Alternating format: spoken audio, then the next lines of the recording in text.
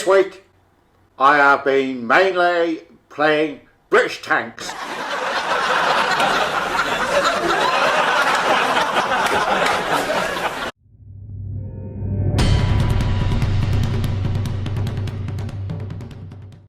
Hello again everybody, and welcome back to Fujit's Blitz, and we're back again with the hashtag play British tanks or hashtag buff the British. The reason I withheld on this video is basically a good friend of mine, Abyss on Blitz, who has a YouTube channel, check it out in the link above, did a video on this very same tank, so I thought, you know, I'll hold fire and let people look at his video. That is the Beastie. It's a tier 10 British medium tank. And a lot of people don't like this tank. In fact, it gets a really bad reputation, and I don't understand why. Now, okay, the meta has changed recently with the introduction of the missile tanks, but hey, let's have a look at this beastie. Here it is against some of the other mediums, including the T-22 in Blitz stars. And as you can see, DPM-wise, it ain't bad at all. In fact, if you load the top gun, which is the Hesh gun, look at that, your DPM's off the charts, 4,124 compared to the others. You stick in your HE, okay, it's still up there nicely, to be honest with you. I mean, look at that. The Object 140 and the T-22 does beat it. Aim time, okay, again, it's a bit long with the aim time, but it's not excessively long. It's not bad, actually. It is quite good. And as you can see there with the APCR, it's not the worst. Speed-wise, it's okay. It's not the slowest, and it's not the fastest. It's got pretty decent credit coefficiency, and this is the bit that I always confuse myself with. Look at the win rate. It's only 52.5% compared to the others, which have much better win rates. So what is it about this tank? Okay, it's got low hit points, I agree and I admit, and that is a problem with it. It's got a good view range. DPM is fantastic. I mean, it's the top in its tier for its class, to be honest with you, with the Hesh loaded. And look at that, the penetration is off the charts as well. But it's damage, that is what lets it down, like all British tanks. The other stats, well, you know, it's pretty good. It's not a bad tank, guys, and people just don't get on with it. Look at that. Peekaboo, it's a really good tank. Armour, well, this is where some people get caught out. The armour profile, as you can see here, isn't that bad, but it is deceptive. This is a hull-down tank. Problem is, that's what happens when it goes hull-down. The cheeks of the turret are easily pennable. This is where people become undone. They think it's going to be more like a T-62 Object 140, whereas you stick that thing all down and the turret just bounce everything until the cows come home. This thing is slightly different. It has got great gun depression. I mean, 10 degrees is really good. But you have to be careful with that turret cheeks and the turret front. It's not as powerful as you think. So what's the tank like to play? Well, this is a challenging tank. I will not, you know, say otherwise. It is, but it's a beautiful little tank.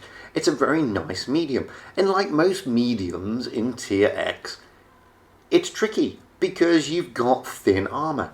What you've got going for it, however, is a fantastic gun that has really good penetration and a fantastic reload. You have to excuse the jumps here. I had really bad ping issues the day I recorded these. And these are recent replays. You know, this is with the introduction of the missile tanks. And unfortunately, the missile tanks have upset these type of mediums because a well-directed missile will really hurt this thing because it really is pretty weak in the armor department.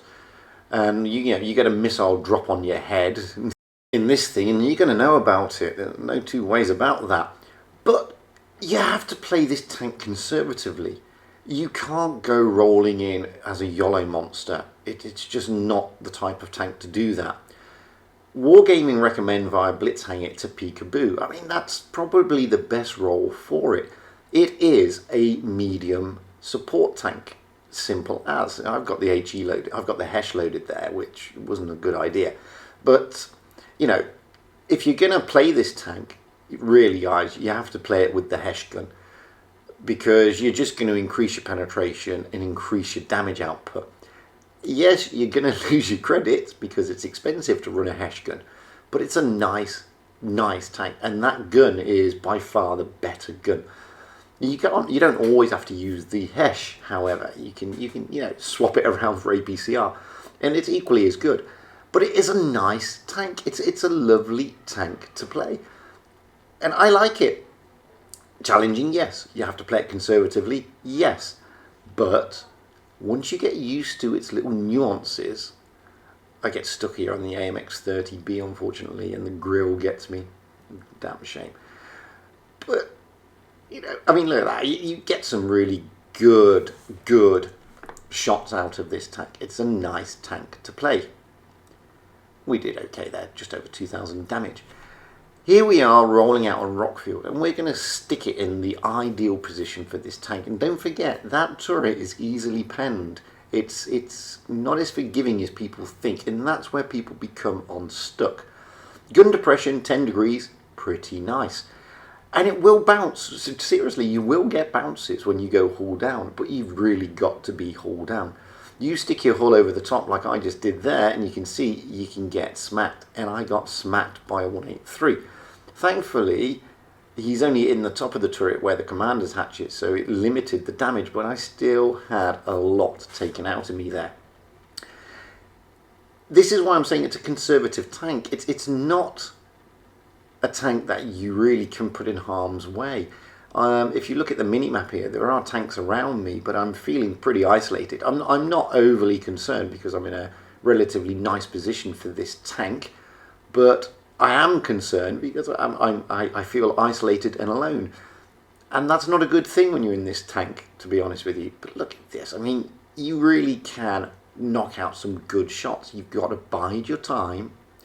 You've got to play it very conservatively. And once you do, oh, that was a really bad roll. Once you do, you will have a lot more fun in it. I do think it does probably deserve a few more hit points. It is a bit low for a tier 10 medium, especially in nowadays.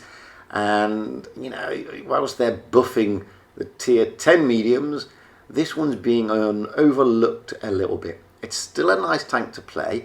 It plays pretty much like the Centurion 7.1. I get lucky here with a massive bounce from the 183, who's now on a long reload, and I've got a better reload than he is, so I can out DPM him there. But that's a low roll of only 20, and that's just annoying.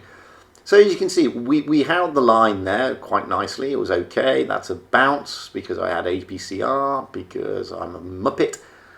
But I'm just showing you, that the tank is not one of those tanks that you can just stick in harm's way, guys. It's a difficult one. And then I stick the HE in and shoot his tracks because, again, RNGesus. I like the tank. Tricky to play? Yes. Challenging? Yes. Is it rewarding though? Well, I think it is. I mean, if you can play this tank, then I've always believed that to play the British tanks, you need a bit of skill. They're the most skillful tanks, I think, in the game to get good at. And if you can play them, boy, you will have good fun. I mean, I love them. I think they're fantastic. And this one is a little gem. But beware. You've got to be careful with it. You can't just frontline it. You've got to be mindful of that armor profile. You've got to keep it hauled down, and you've got to watch out for those cheeks on the side. Again, we only get a 3rd class, but we're up there, top damage almost, and that's good enough for me.